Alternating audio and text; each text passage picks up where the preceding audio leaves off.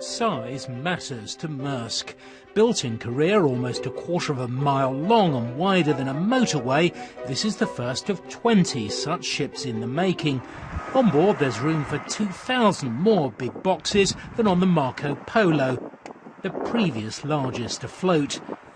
Maersk is leading what amounts to an industry arms race, going large for fuel and operational savings to give them a profitable edge on Asia to Europe routes. But unfortunately for Maersk, Chinese and other competitors are also ordering 100 or more similar mega vessels. Industry watchers say Maersk placed its order in busier, more profitable times. Big ships are the future, but only if you can fill them. Everybody thought they would get bigger ships. They're much more economical to run if you fill them up. So people now are tending to discard smaller ships. Slow steaming has helped. These new vessels are designed to steam slowly. They therefore are much more productive in terms of fuel consumption. But yes, there is definitely an overcapacity in the market.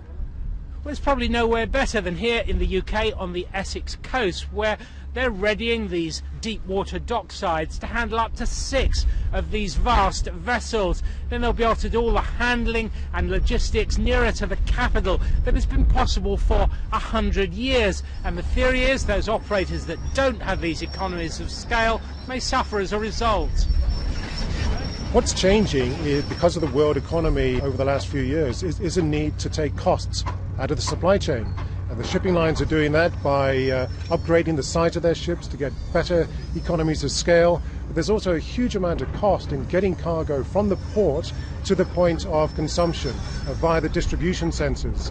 And that's what London Gateway is going to get right.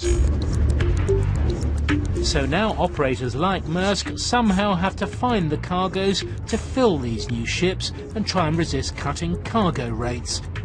Payload of just one vessel would fill all of Times Square in New York. Nigel Cassidy, BBC News.